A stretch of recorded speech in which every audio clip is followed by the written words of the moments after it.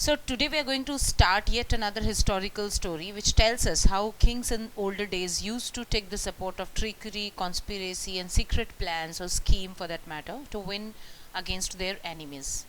This is one such tale wherein the kind of intrigue, which has been done in order to win the war makes the story that much more interesting and engrossing.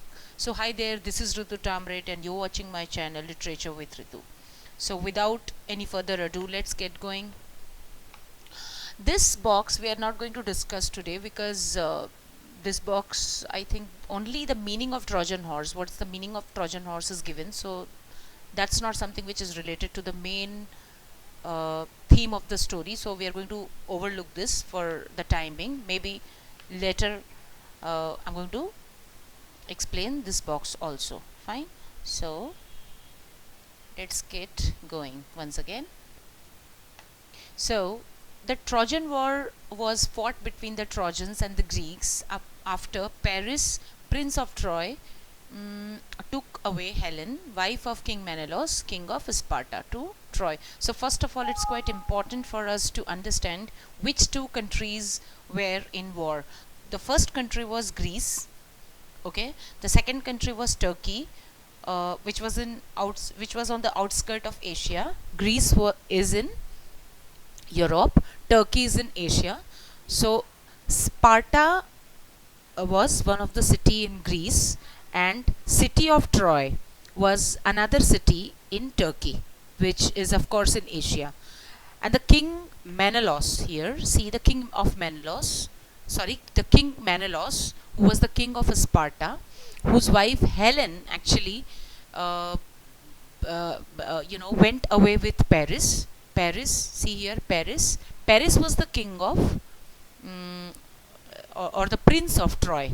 Okay, so the Helen, the wife of King Menelaus, who was the king of Sparta, had run away or went away with the prince called Paris, who was the prince of the city of Troy. Fine, and here started the war, and here started everything which was, everything started which was not fine between these two countries, and everything started from this incident. Fine. So for 10 long years, the Greeks had laid siege to Troy, but they could not defeat the Trojans. So what happened? For long 10 years, Greeks had laid siege to Troy. Laid siege means, that means they conducted a siege of the city of Troy. Who conducted a siege of city of Troy? Greeks. Greeks conducted a siege of the city of Troy. That means you could also write another word for this, beleaguer. The spelling is Beleaguer. This is another synonym for the word laid siege to. You could also make use of this word. Besieged also you could write, besieged. So in spite of conducting a siege of this place or the city of Troy, they could not defeat Trojans. Okay, read how Ulysses, a famous Greek hero, came up with a plan to defeat Troy. So there was a hero, a valiant. There was a hero who was quite valiant and valiant. Also, you could write gallant. Okay, so these are some of the synonyms for the word valiant, which means gallant, brave, okay, courageous. So there was a Greek hero called Ulysses who was quite valiant, who was brave, courageous, valorous. Okay, so he was one of the Greek heroes who came up with a plan, or who devised a plan to defeat Troy. Okay, we have been at war for last 10 years, and yet there is no end in sight.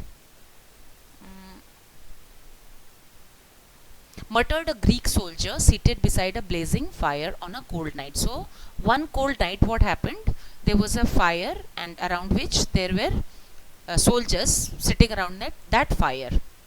They were talking to one another.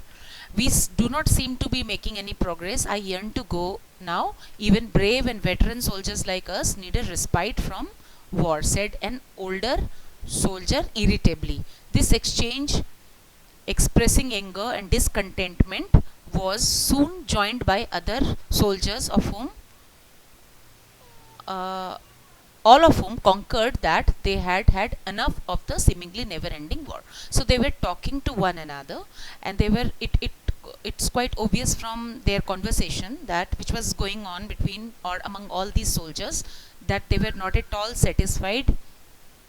They were not at all satisfied with the kind of war which had been going on for last 10 years, and no victory was, anywhere to be seen. See here, in sight, no victory was, was being seen, and they had been fighting and fighting and fighting, and no outcoming was surfacing at all. So we do not seem to be making any progress. I yearn to go home. So they also wanted some kind of respite, or rest, or you could also write some words I'm going to give you in place of respite.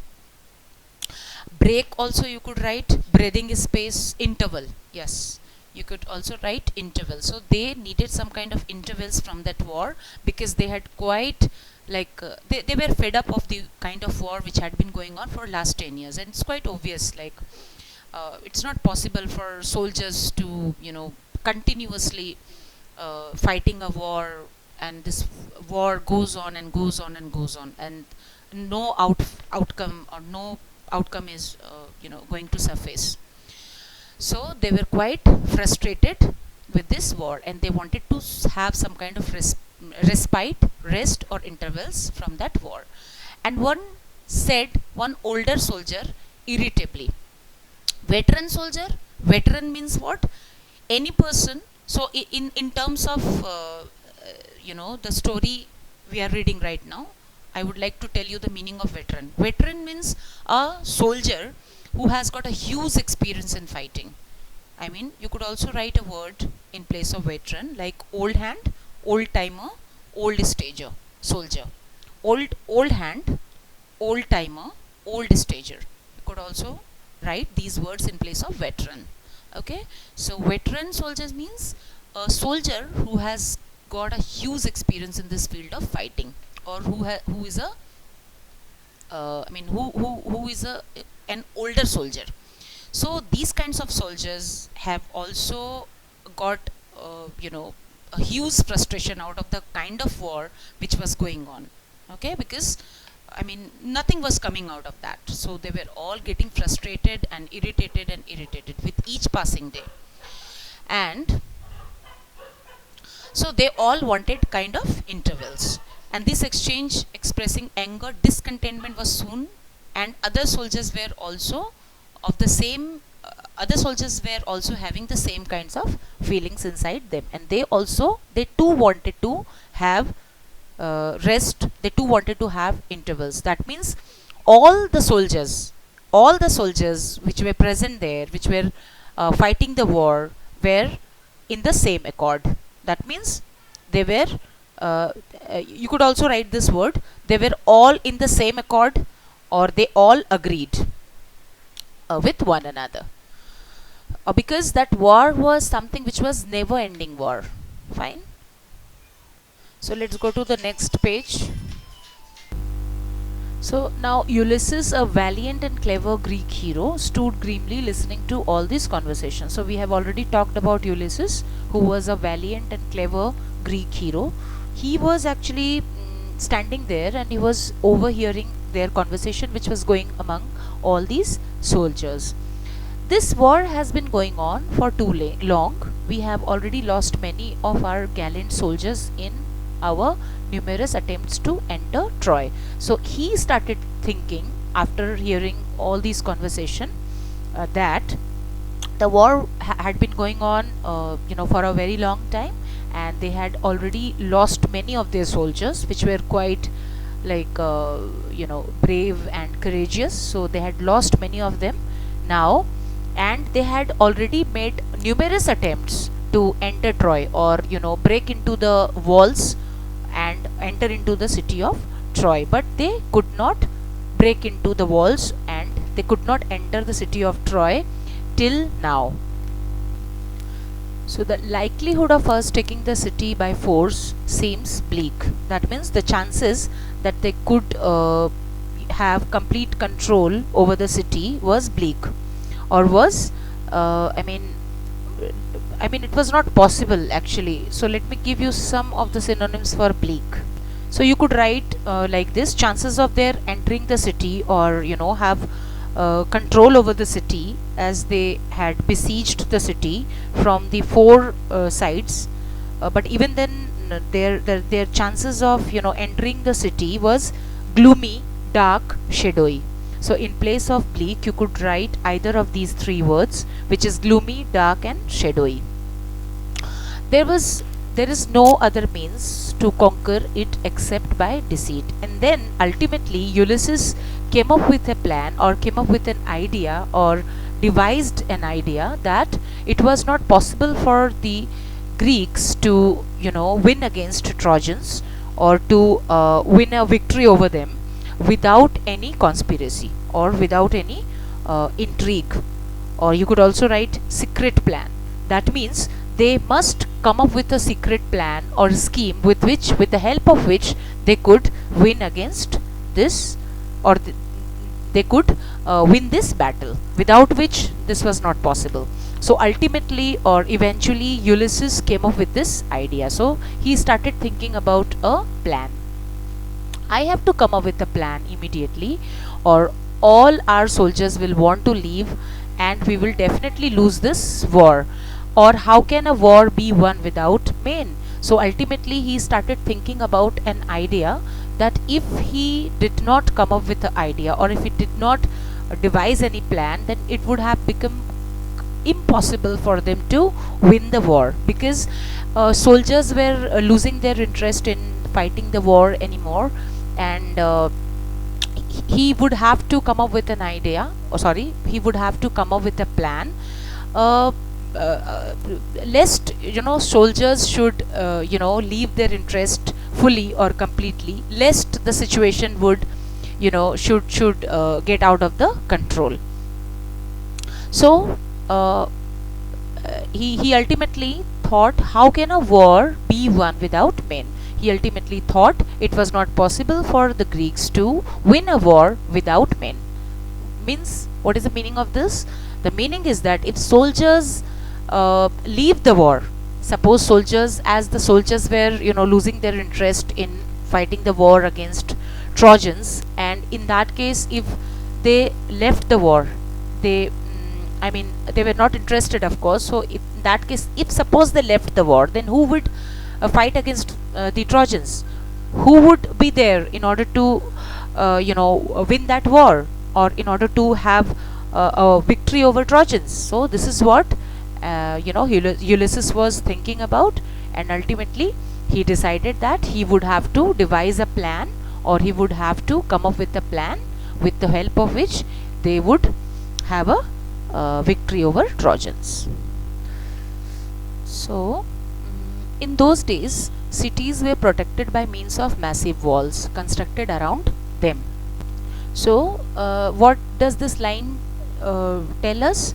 That in those days, actually, the cities were surrounded with massive walls. Massive means huge and sturdy walls, so that no enemy could get into, or could break into the walls and get inside the city. So these kinds of walls, or sturdy walls, were constructed at in those times. These walls usually had gates built into them. So there were gates also in these massive walls. During war, the gates were kept closed to prevent the enemy from getting inside. So during when there was war between two countries, then what happened? They used to keep their gates closed, so that no enemy could get inside. The inner side of the walls would often have flights of stairs winding up to the top, where soldiers could stand and shoot arrows at the enemy if they tried to scale the wall to get inside the city. And what else was there? Flights of stairs. So there were flights of stairs which could could go up and down. Like, how could I tell this? Which could go up and down, or which could roll up and which could roll down, something like that. and on the top of this soldiers used to stand and shoot arrows at their enemies, and they, in this way, they prevented their enemies from getting inside the city. And in case enemies tried to scale the wall, that means in case the enemies tried to climb the wall and to get inside the city, then what happened, these bowmen or these soldiers standing on the top of these flights of stairs used to shoot arrows upon them in order to prevent them from getting inside the city. So archers could also shoot. So let's go to the next page. Archers could also shoot arrows through holes that were often constructed in these walls. So there were holes also in these walls through which archers who were archers means soldiers who were quite expert or excellent, or also you could say proficient in the in shooting bows, in shooting. I mean, they were quite proficient in this, in the art of shooting. So these types of soldiers were called archers. So you could also write a word bowmen. Okay, bowmen. So these kinds of archers also used to stand on the top of the flights of stairs, and there were some holes into these walls, these massive walls, and through which these archers could also shoot their arrows at their enemies in case they were advancing towards them. So the walls surrounding the city of Troy were very high and strong, such that despite besieging Troy for over a decade, the Greeks had failed to overcome them. So you could well imagine how much sturdy the walls were, how much massive or how much enormous the walls were, how much high and how much stout the walls were. You know, how much I mean strong the walls were, in spite of besieging the city of Troy, you know, from the four sides. Greeks could not get into the city. Greeks could not break into the walls and get inside the city. So how much massive the walls were, how much enormous and huge walls were there with which the city of Troy was surrounded. And Troy, over a decade, that means over a decade means more than 10 years, they had besieged the the city of Troy, but they could not break into the walls and get inside the city. However, this was soon going to change with Ulysses coming up with a crafty plan. Ulysses took a long time to weigh the pros and cons and devised a most cunning strategy to overpower the Trojans. But this was not going to be the same, because we have already known that Ulysses was having some idea in his mind and heart, or he was trying to come up with a new plan. He was trying to devise a crafty plan or intrigue, for that matter, or some kind of scheme or some kind of conspiracy, with the help of which he had planned, that with the help of which he could enter into the city of Troy and devastate the city. So however, this was soon going to change with Ulysses coming up with a crafty plan. So it was not going to be the same as Ulysses had come up with an idea how he had to deal with the situation. Now Ulysses took a long time to weigh the pros and cons and devised a most cunning strategy to overpower the Trojans. So what happened? It was not possible, like whenever we take any plans or we decide any plans, we take any decisions. So it's not possible for us to execute the plans all of a sudden without having any considerations, without brooding over it, or without pondering over it, for that matter. We just weigh the negative points, the positive points, the advantages, the disadvantages, and after that, after considering all these aspects of a plan, of a decision, after that, when we feel comfortable, when we agree to ourselves, after that we decide to execute that plan. In the same way, Ulysses was of course a great hero of Greek, so it was not wise for him to execute that plan without much consideration upon that. Fine. So he also weighs means considered, contemplated, you could write, gave a lot of thought to the idea which he had devised. and he also considered about the negative and positive points about all these things, about his plan, of course. And after that he decided that he had to execute that plan, or he devised the most cunning strategy to execute that plan against Trojans. Fine. This is a brilliant idea. Ulysses muttered to himself as the scheme finally fell into place. Now all I need is the council's permission to execute this plan. Fine. So let me see the time first. Okay. So now Ulysses muttered to himself. That means Ulysses, talked to himself, that he was quite satisfied with the kind of idea he had got in his mind, and with the kind of plan he had devised, or with the kind of schemes he had come up with. Fine. So he was quite satisfied, contented with that plan. Now it was not possible for him to execute the plan by his own, or on his own, because after all he was one of the great soldiers, but he was not the authority. So he decided to go to the authority in order to get the plan executed after their order. So not one to procrastinate. Procrastinate means Ulysses was not a soldier who put off his plans or who postponed his plans.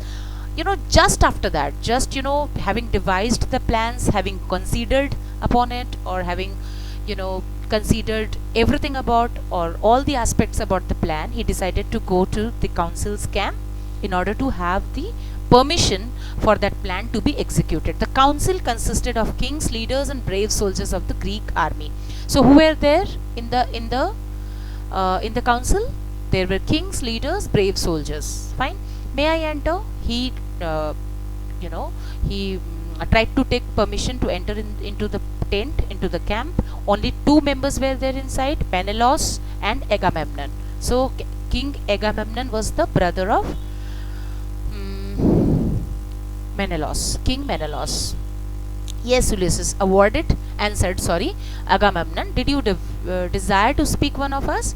So he, Ulysses, took the permission, and he went inside the camp. I wanted to speak the council members, Your Majesty. The soldiers are growing increasingly disgruntled, and I think we need to do something before this spirals out of the control. Now Ulysses informed the council members, or the members of the council, about the kind of situation, about the kind of the situation or the condition which were prevailing around the soldiers, which were prevailing in the minds and hearts of the soldiers, because it was quite necessary for him to inform the authorities about the kind of conditions which were going on, about the kind of things which were going on inside the heart and minds of the soldiers. Actually, if it did not do so, then the things spirals out of control, means the things might get out of the control. That was why he informed the council members about the things which were growing around the soldiers. Do you have a suggestion? Would you like to say something? Asked Menelaus. So Menelaus asked him if he had got any suggestion to these things. Yes, Your Majesty, I have come up with a strategy to put an end to this, answered Ulysses. So please, I forgot to give you some of the synonyms for this word disgruntled. So you could write in place of disgruntled, dissatisfied. I mean, the soldiers were growing increasingly dissatisfied. Disgruntled, here it is written. You could write in place of dissatisfied, discontented, aggrieved, resentful. So these are the four words I have given you. You can write these, either of the words which I have given you, in place of disgruntled. Like, now come to here.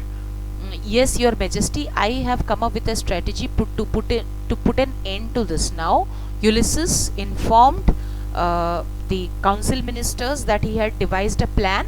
He had one strategy in his mind, and he could put an end to all these problems which were arising due to that war. Any plan that will put an end to war is most welcome, said Menelaus. Now Menelaus told Ulysses that anything which could benefit them, which could give them any profit, and which could help them in winning that war was welcome. So he welcomed the idea, and appreciated as well. So let's go to the next page. So the idea was wonderful and dazzling, and he got the permission from the authority. Now, as you know, your majesty, we have fought very bravely for the last 10 years but are yet to defeat the Trojans. Now Ulysses informed, or told rather, the council members or the authorities that they had been fighting that war for last 10 years, but it was of no use. Everything, you know, went into vain. Okay, so everything was destroyed. They had also lost many of their brave soldiers, but you know, no outcome was surfacing at all. I believe we can now win only by trickery. Now he further said that if at all they wanted to win over the war, then they would have to make use of a trickery, or they would have to win the war with the help of a trickery or some conspiracy. Here is my plan. Let us build a huge wooden horse with a trapdoor on its underside. Now he further, now from here, all these, you know, these lines are going to tell us about the kind of plan Ulysses had come up with.